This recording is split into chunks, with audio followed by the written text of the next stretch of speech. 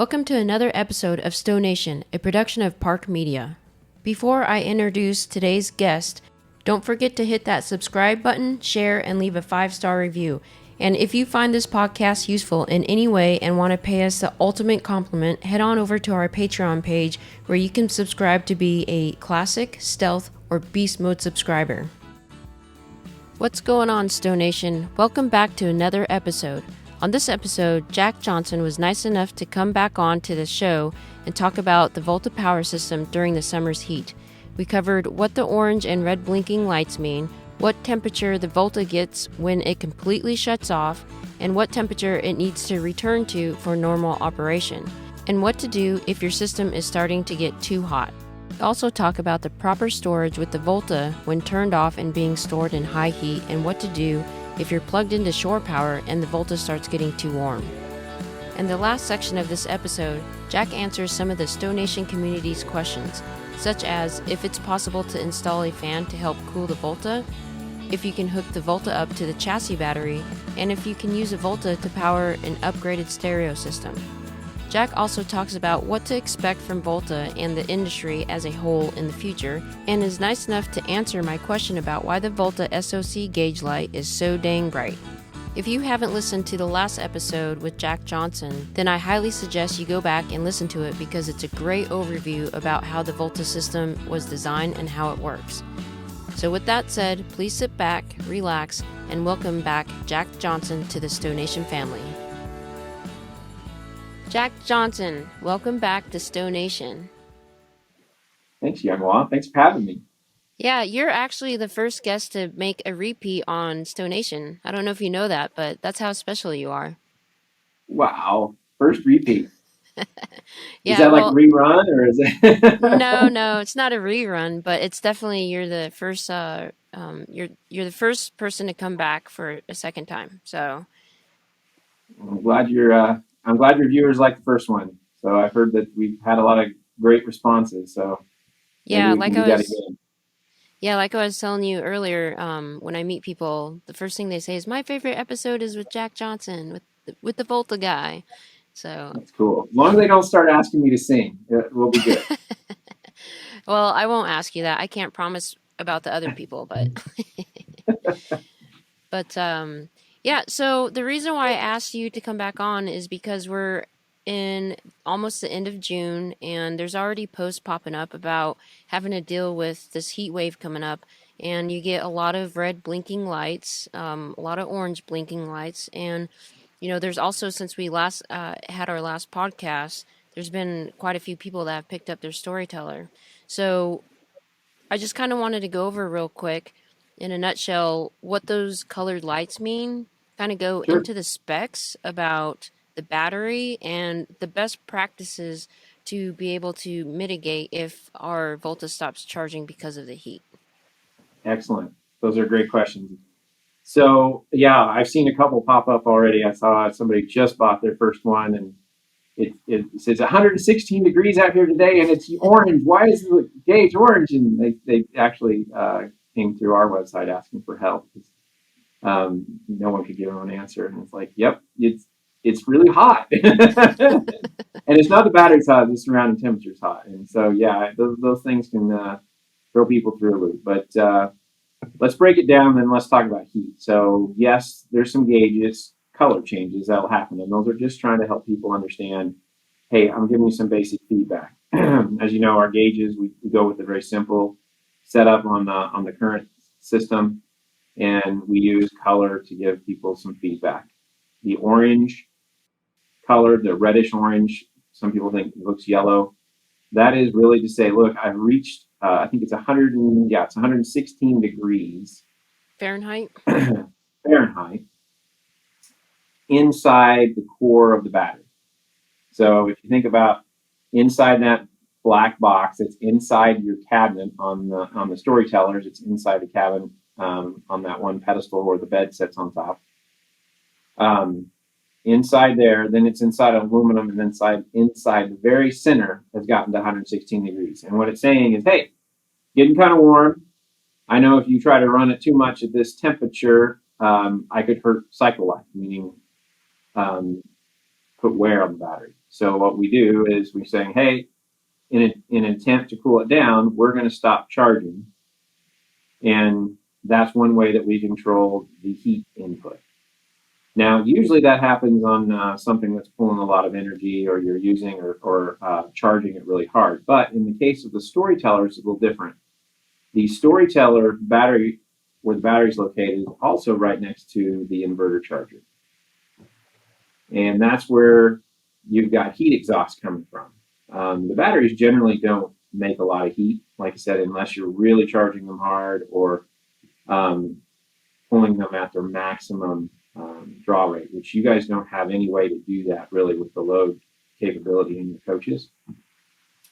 So where that heat's coming from will be ambient outside. So however much heat's coming, heat load, maybe it's up against the wall. If there's heat, the sun's hitting it and the heat's coming through the metal, warming up that area. And then if the inverter's on, those are the two places you're going to get the most heat. And the best thing to do, a couple things you can do is, one is there's ports on the back of the what do you call it? I don't even know what to call the little mount where they put them. Do you guys have a name for them? I know what you're talking about. You're talking about like the panel that's encloses the battery system. Yeah, there's one side's got the water tank, and then the other side's got the battery. I didn't know if there was a name for those. Are they engine nacelles? I don't know. Oh yeah, I don't know. I just call it the Volta side. The Volta side. Those great. Let's use that. So there's a couple air ports on the back, and then there's air inlets on the front. And if something gets up in front of those, and let's say and you're not letting air in there, or the heat's not able to get out, the heat coming from the inverter will slowly heat that enclosure up. And that's often what people do, is they might not be cooling the cabin. They left the inverter on, and it's slowly going to heat that airspace up. And that's where it generally happens, where it sees, hey, it's getting hot outside. I'm getting hot in this box, and I'm going to say, I'm going to turn off the charging to let it cool down. Nothing to worry about. It's just going to go down. You'll discharge, and obviously, you can run for a very, very long time. You see that happening, pop open those containers, maybe put a fan, or if you're not using the inverter, turn the inverter off, because that's probably the biggest source of heat. Especially if you're not using air conditioning. Why have the inverter on, right? You only need the inverter on for running the air conditioning, using the stovetop. And the microwave. Pretty much all you need the inverter for. Microwave. Maybe break down on the heat. Some people might ask, well, why does it make heat on the inverter? Well, folks, think of your inverter as the engine, and the gas tank is the battery pack. If you pull up at a stoplight and your engine's running, except when you're idling, are you still burning fuel? Mm-hmm. You are, right? You're waiting to take off the stoplight. Now, the reason it's designed the way it is because that inverter is sitting there. It's a big, powerful inverter. It's 3.6 kilowatts, almost 3 to 4 times bigger than most inverters in the market. And so to have all that horsepower sitting there idling, going, I'm waiting any minute, the light's going to turn green and they're going to stomp on the gas. And it's saying, hey, I'm ready. So it's always in this mode, waiting to give you instant power the second you say so. Well, to have that ability to have it, it has to be running. And so it's consuming heat. And that's like 100 watts or 150 watts, something like that, putting heat in that little area. And if it can't escape, or that heat can't get out, it's going to warm everything around it. And on those hot days with the inverter on and you're not cooling the bay and air's not flowing through there, that's where you're going to see the warning light that it's getting hot. So, other than taking those little ports off and maybe opening up the side of the panel and whatnot, is there anything else that we can do to help speed the cooling process down? Well, and then other than turning the inverter off? Turn the inverter off is the easiest. The other one isn't there? I believe there's an inlet duct or inlet port, like a couple little gill slits on the front end. Is that correct on that? I don't think so. Yeah, I don't remember that at all. I can't remember if it's on that one. It's that maybe I'm getting confused with another vehicle, but I believe there's a air inlet on one end, and just make sure that's not obstructed. Okay. So can you actually damage the battery if let me rephrase the question. At what temperature will the battery actually be damaged? You'll have to get well over 150 F before we start damaging it. Okay. And then So the way it'll work is at 117, it's going to give you the code that, hey, you're getting warm. I'm just turning off the charger. Don't panic, everybody. It's going to be okay. Keep using it. Make sure you got good airflow. If you're not using an inverter, turn it off. And give it a few hours, and it'll slowly come back down, and then it's going to automatically kick on. You don't have to do anything. If you get to 140 F or 60 C, it will turn itself off automatically. So you'll get the flashy red light and saying, I'm turning off, because for some reason you've gotten way, way hot than you ever should, and we're protecting for life, so battery life. You're not going to really see much damage, but that's our shut off point to make sure you don't get any damage. And that's really hot. Think about 140 degrees Fahrenheit. You're going to be having glue come loose and other things going on if you let it stay that hot anyway. So it's good to just shut it off and let it cool. Now it's got to cool back down to 125 degrees Fahrenheit before it'll kick back on. okay. And then what you do is you just let it be off, you let it cool down, and then you can come recycle it to clear the air. And if it's gotten below 125, it'll kick back on and you'll be ready to go. You can start running again.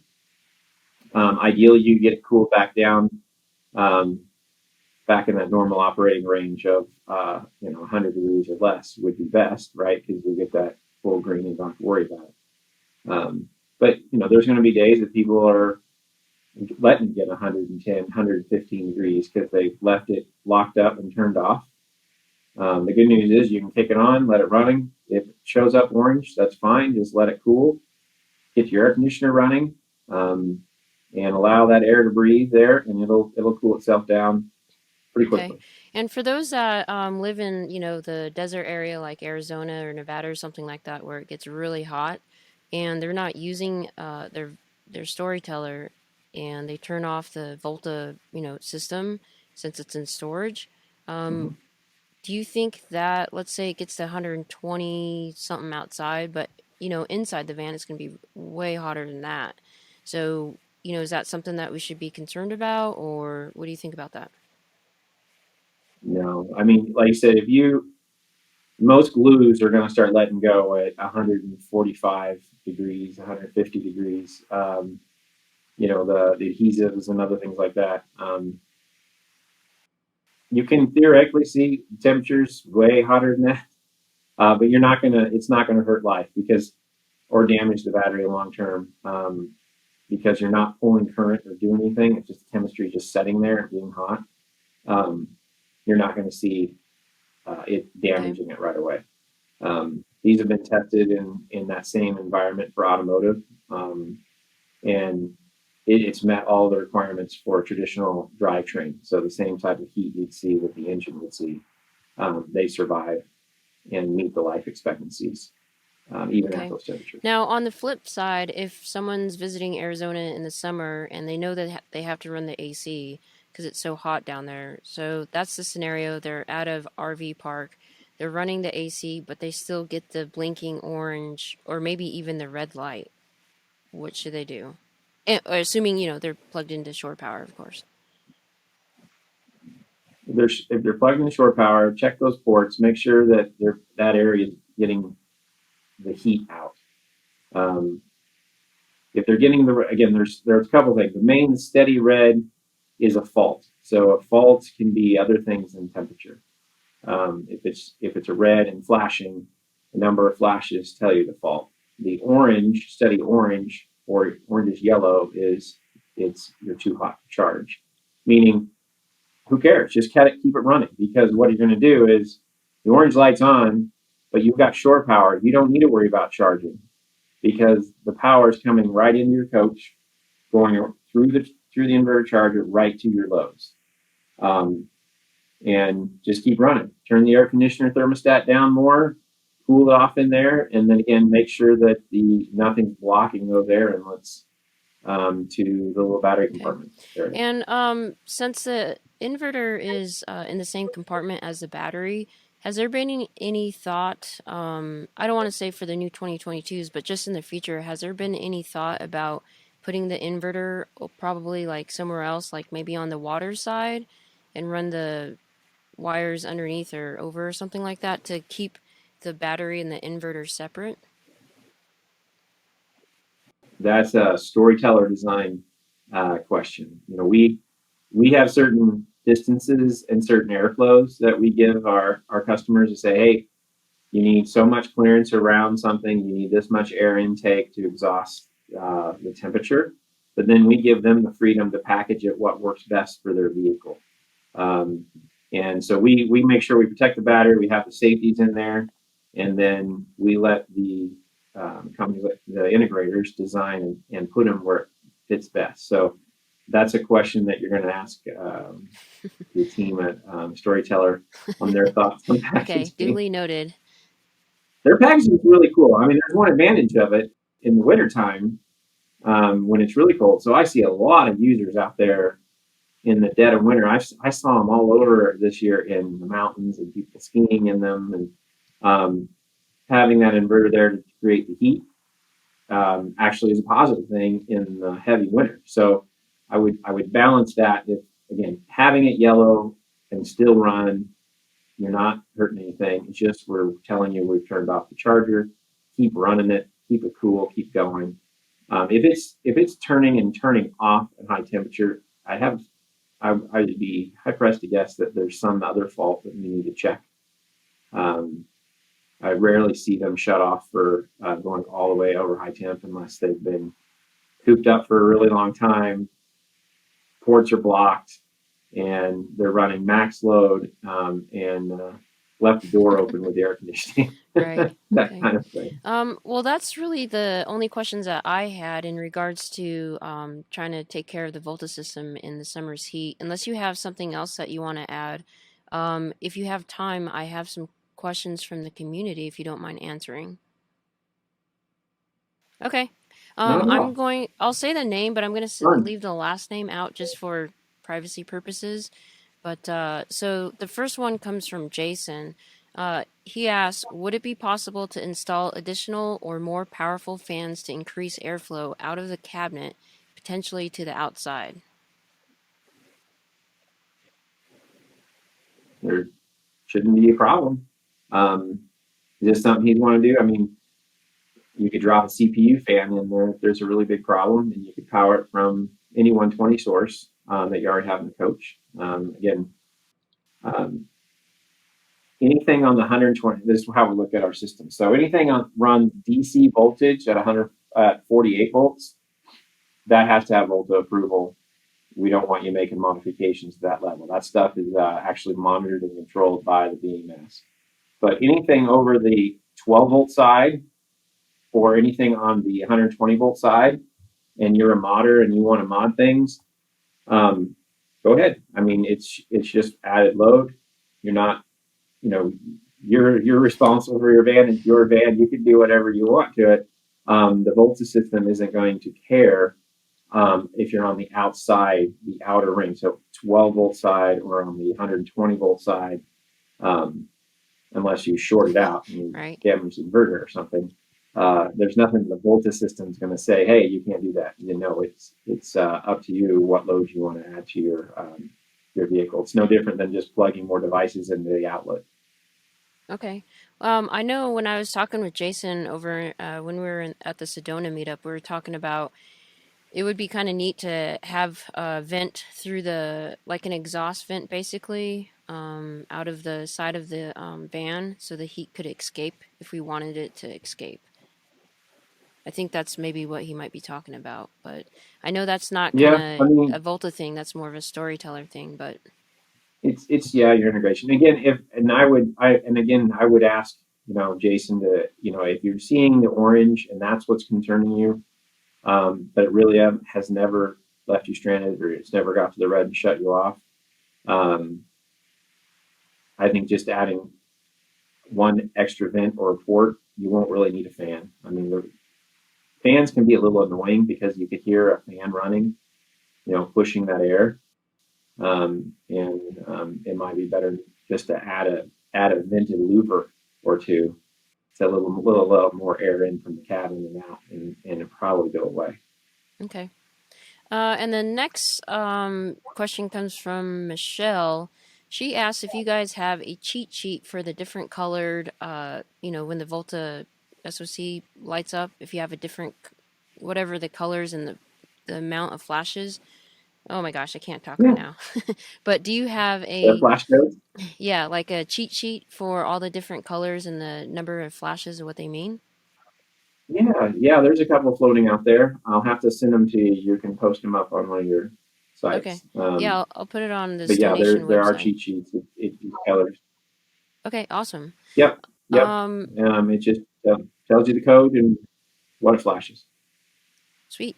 Some Uh, people put them, so different OEMs do it differently. They'll have it in what we call the OEM user's guide, and then depending on how the OEMs integrate into their operator's manual, sometimes that information gets transferred over, and I guess sometimes it doesn't. okay. Um, we've been getting requests more and more for us to write users manuals, and we've been making some of that material to help our OEM customers because they also are limited in their ability to create some of that That content you for know the consumer. that content. Yeah. Okay. It seems like you create some content, but then it's not what they want, and then you have it. So I think we're often chasing the content of what people are looking for. Yeah. No, I agree. That can be kind Yeah, sometimes it's like, have you read your owner's manual? No. I'm of. What's like, that? oh, okay. Does that come with the van? I don't know. Yeah. No, I get it. People are different, and so it's hard to get that information out. And it's hard to get it to all the different ways that people actually consume that information. So, Yeah, exactly. I think yeah. that's it. How everybody learns differently, and can you get it all in the way that they'd like to see it? It's Yeah, a fun exactly. challenge. Yeah, right. Okay, so the next question comes from Todd. He asks, there's a couple of similar questions about this, so I'm going to kind of paraphrase all the different variations of this question, but basically they want to know if you can hook the Volta system up to the battery chassis. Yeah, there's a way to do that. I'd recommend getting a battery tender. So there's lots of them out there, different brands. I'm not can't think of anything. Battery saver, battery tender, um, and you can plug in to one of your 120-volt outputs. Put the tender right up under the hood, just like it's designed, and they even send you little clips. You put it right on there, and that will maintain your battery anytime that the inverter's on. Oh, really? We have Okay. a lot of customers will build that into vehicles today. So the key though is that you have to have the inverter on. And yeah, you can have the Okay. invert. You could do it from a 12-volt source, right? If you want to pull, if you have a 12-volt to what you really want is a battery charger. If you took our 12-volt feed, so for instance, our 12-volt feed is actually a constant power supply, and there's a difference between a power supply and a battery charger. A power supply gives you a constant, clean voltage signal. So in your case, it's like 13, I think it's 13.2 volts. And there's an advantage there because if you always have 13 volts, your lights always work the same, all your controls work the same. There's none of that fading or lagging or weird things that happen when your lead acid batteries, if you ever had a lead acid uh, power system, as the voltage falls, weird things happen with the controls because they're not having stable energy to do what they're supposed to do. We in our system will take the 48 volts, and yeah, we'll see that voltage change, but we always will provide a perfect voltage out through the power supply. And so that makes everything work really crisp and stable inside the coach. Now, uh, if you hook that to a battery, a 12-volt battery, that would overcharge the battery over time because there's no charging action. There's no what's called float. And to do a charger, you really need to be feedback and seeing what the battery's doing so that you don't overcharge and ruin the battery. That's why it's best to just take it from the 120 volt side and as a charger with control, and that way you can regulate it. There might be a 12 volt power supply to a 12 volt charger device out there. I don't know any out of the top of my head, but you'd want that charging algorithm to make it work. Okay, thanks for explaining that. So the next question is, I apologize in advance because I'm not gonna pronounce his name correctly, but I believe it's Shamshur.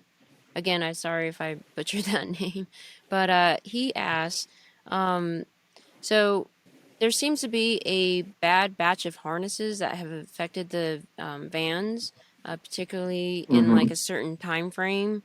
Yep, we had a time frame. Yeah, so can you kind of elaborate on that and then what the fix is for Yeah. that? So there is a little tiny thermistor device inside the harness that triggers a signal for charge enable. And it's a little tiny board. And what happened was some of the boards, there was a resistor next to it. That resistor would get too hot and shut the chip off, the little circuit on there, and get too hot and shut down. And that's why they would work sometimes and not. And it only happens if you're running, it's hot, you have maximum load on the engine. So the battery is really, really low SOC, and you're trying to pull a lot of energy, and it's hot outside, you can get it hot enough to turn that little switch off. And it was really, really, really hard to find this really strange, what's going on? And it ended up being this lot of little tiny resistors that were incorrect. So we finally figured it out after a ton of engineering and trying to capture, that classic example where you take your vehicle to the dealership and I won't do it. You're trying to figure out all the different scenarios. And so, yeah, we put out a technical service bulletin. If you happen to see this scenario, it's probably going to be that harness, and then it's a little piece, and we just would swap it out. So it's a really quick little switch. If you haven't seen it on your particular vehicle, you're probably fine because it takes a whole bunch of very specific conditions to get it to do it. That's the fun part of manufacturing, especially when it's complex stuff. Sometimes the strangest things will get you, and you've got to figure it out. Yeah. There's a few hairs lost on figuring that one out. The team we're pulling the hairs out. No, yeah, I can't imagine what it's like to try to have to troubleshoot and figure out a resolution for the issues that pop up. But no, I totally understand. The next question comes from Barry. So I'm just going to read the entire thing because it puts the question into context. Because I'm not going to lie, I don't really know what he's talking about. So, anyways. Oh, it'll be fun. Let's figure it out. It says many people would like to use a Volta DC system to power their upgraded audio system, amp, and speakers while parked. This could be done by using a Bluetooth module that can switch between the Sprinter system and another audio source like a phone. I've heard the way the Volta system is designed, it's difficult to tap into enough DC power required by a good audio system. Is this true, and has Volta considered ways to make it possible? Well, your standard coach is rated for 40 amps of 12 volt continuous output at room temperature. So that's quite a bit, 40 amps. Now, if they're trying to do, an IASCA thumping competition, major power thing, they need to call us. We have options.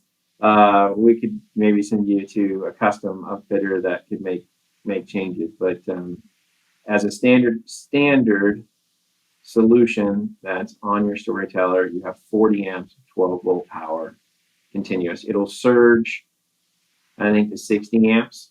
And I think your average load on that is probably only 8 or 9 amps. You don't use that much. You'd have to find your 12 volt power distribution bus on make sure you know what you're doing. You'd have to talk. I'm not big on the mod thing when it comes to that stuff, but if you want to try it, there it is available to those limits. But we have built big power systems. We've actually done systems of 300 amps or 12 Wow, volts. that's pretty crazy. Yeah, Powering a concert with that, or yeah. Well, you can. Did you see the videos of the Wallsmiths? which one? The they came out to our place and Yeah. did some music played out of their Mm-hmm. van, and they did it for our team here. And we hooked them up, and they ran everything with their amps and everything right off the inverter. So they rolled it out, had two big subwoofers plus all the audio, plugged it all in. Again, that'll put out 30 amps of 120 volts. So, if you got a big stereo thing you can find from home and put on there, and it'll Nice. run. Maybe that could be the option. Is hey, you can use home audio instead of doing car audio Yeah, if that's you a good wanted to. idea. I think a lot of people are just frustrated because Mercedes chassis turns the entire system off, after I think 30 minutes or something. So Yeah, that's kind of and then there's really no yeah, way and to that's put like install an audio system in the, the storyteller portion of the van without having it look kind of hideous. So I think people are just trying to figure out ways to keep their music pumping without getting that battery shut off. well. Then I highly recommend doing the battery tender because that's exactly what we do with some other companies. We do a lot of mobile retail, um, mobile retail. So everything from pharmaceutical delivery, van delivery. We got somebody doing surgical um, sharpening scissor business. And so their van is set up to do work all the time, and they keep the video, they keep it in the on position, and they need to run also the chassis battery for their appliances. So we charge and maintain charge on their start battery. Now that particular one, we do have a device called a GED where it runs directly from our pack and is a charger. But we also have had customers just recommend get you a battery tender, run your 120-volt lead, run it under the carpet, run it up to your plug it in directly at the inverter if you can. And that way you don't um, have to cut any holes or occupy one of your 120-volt plug-in spots, and permanently mount that to inside your vehicle to keep your battery charged. 40 amps will be enough to keep it up. The reason what's going on with Mercedes-Benz is their computers. If you look at all that stuff in that car, right? You got your seats and dash and instrument panel and Wi-Fi, and you have a whole bunch of devices that consume a lot of energy. And when that engine's off, all you have is that little tiny reservoir of energy to run all those computers. And you've probably heard of customers who not started them and walked off and left them for 2 weeks, and the Mm-hmm. battery goes dead. Oh yeah. Have you heard that Oh from yeah. customers? And that's because all of those little devices are trying to stay active and be ready to turn the vehicle on. So they're consuming that because of all of the electrical load in the background with Yeah. all the computers. And unfortunately, all vehicles are going to be running into that problem. As we put more and more features on the vehicle, you've got to power them even when they're off because of all the micros. And you need to find a way to augment it. And you can do that today really easily with the tenders we talked about earlier. Okay, awesome. Uh, is there a specific brand if they want to do that you recommend, or do you guys sell them, or? We don't sell them. I mean, we've done. I know there's a company called Battery Saver. There's another one called Battery Tender. There's something called C Line C. Can't remember. They're really cool looking. They're nice looking little chargers, single button, smart charger. Um, you just hook them up. They provide really cool mounts that just mount permanently. And the idea is if you got a collector's car, you mount this permanent to your car, and when you park it, you just plug it in with an Mm-hmm. extension cord, and that way your battery's always ready to go and maintain. And we're basically doing the same thing. You just don't need to plug it into the wall. You plug it into your Volta. And then when you do plug in the coach to the wall, well, guess what? The power comes in, goes to the inverter, goes to your charger, and boom, it's all integrated. And you maintain your start battery the same you maintain the Volta Power System. Nice. I'm gonna have to do that. Thanks for that. Give me a call. I'll show you how you can do it. All right, will do. And then this is the last question. Oh wait, never mind. I take that back. It's another harness question. There's a couple. So I had a couple of my own questions, if you don't mind. So the first one is why is a Volta SoC so stinking bright? Like, why does it light up the entire I love van that. at night, and we're to the point you have to cover it up with a patch? Because we didn't have a way to dim them. We didn't have when we built them. There was no way to get feedback to the controls that dim them, and that's stay tuned. We got some stuff coming out that you can dim them. Okay. But the funny thing is when you start designing things like 48 volt, it's a new world. A lot of people aren't designing a lot of stuff. You're used to finding all these devices that 12 volt can work, but 48 volts, 4 times the voltage. When you go out and you start finding things or building things, you're somewhat limited in your supply. And what's happened in the early, when we first started and we started building those devices, the 48 volt LEDs, they were really 36 volt LEDs, and they just burned really bright because you didn't have them. And so we had to actually get the scale to be able to order.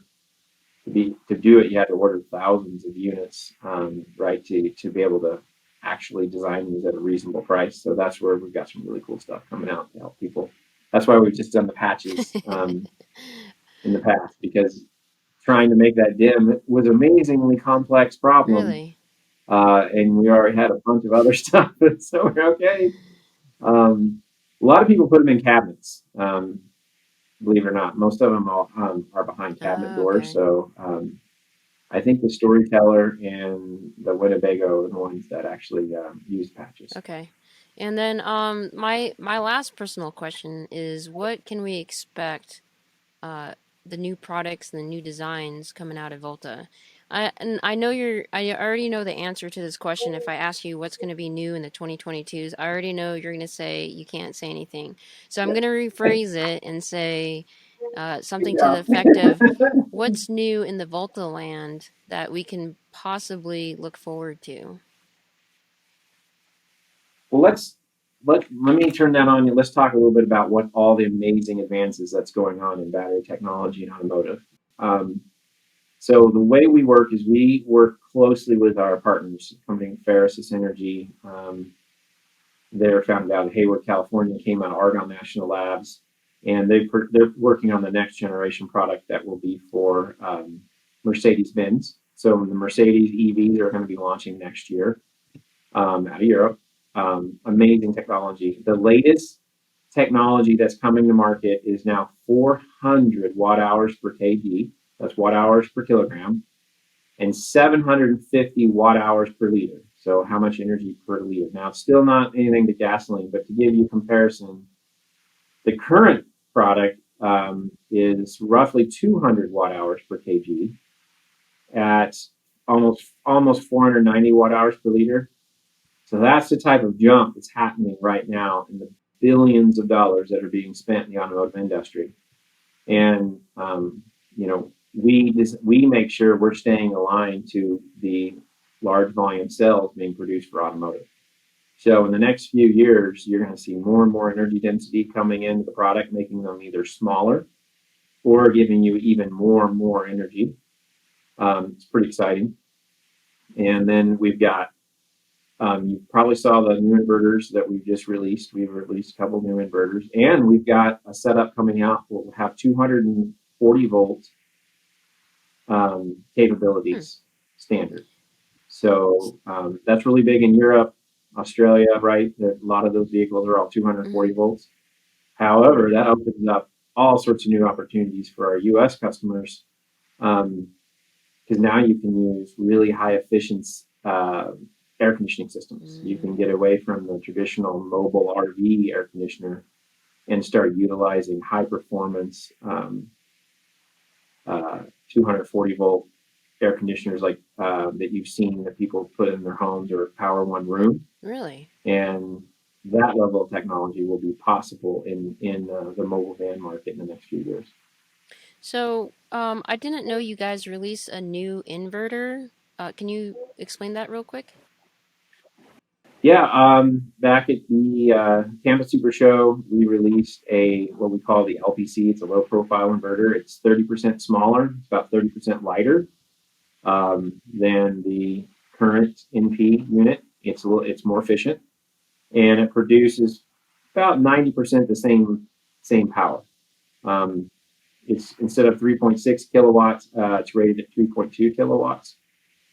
But it's going to give more space for other things. It's lighter weight, and then it won't put out as much heat as the other one. So those are that you'll start seeing pop up on products probably late this fall. Okay. And then, well, I'm just going to go ahead and ask it anyways. Will we be seeing something like that on the new 2022 Storytellers? You're gonna have to talk to them. I try. We're What can I under say? I try. NDA. So again, what we value, we love our customers. Our customers, obviously, you guys are our customers too. But our goal here is to make sure our OEMs are successful in putting this technology on their vehicles and ensuring we give them the best chance to success, because this stuff is new, it's complicated, and with our job is to be able to scale that and make it accessible. And then their product plans, their product launches, we give them the tools and the options based on what they think is best for their customers. And so we don't want to steal their thunder. It's then I make them mad at me. I don't want to do that. Yeah, right? No. Okay. No, I understand. I appreciate it. So, well, no problem. You got to ask. It's okay. well, But there's some advanced stuff coming. They got some new improvements coming, and Jeffrey and Lee, they're going to be excited to share with you all the cool stuff they've got. Yeah, Those guys work hard to make sure they're listening and bringing you guys the latest stuff. They hear your voices, and they're making those changes as quick as they can. Yeah, I sure hope so. July 4th can't come around soon enough. But well, I appreciate. What's 4th of July? Is there other than the 4th of July? I know, right? Well, Jack, I appreciate your time. It's an honor to have you on as the first repeat guest. And I know you answered this question before, but I'm gonna go ahead and close out with the standard STO Nation question, and that is, what does it mean to you to be part of the STO Nation community? Wow, I don't know if I could top as good as the last one I had. You can sum it up, maybe. And you have me recorded. Again, it's about enabling these communities. My biggest part is, I get to meet people like you, and I hear these questions. And I saw for a little while we had 14 people listening, and we're building a community. We're bringing technology that's enabling all new sorts of lifestyles, and it's just a true privilege to get to be a part of all that. And so again, back to it's a privilege. So thank you very much for having me a part of your community. Yeah, of course. Thanks for making awesome batteries. Or, excuse me, I learned from the last podcast, awesome power systems, not batteries. Yeah, there you go. Very good. Very good. Yeah. All right. Thanks, Jack. I appreciate it. It's my pleasure. Thank you again.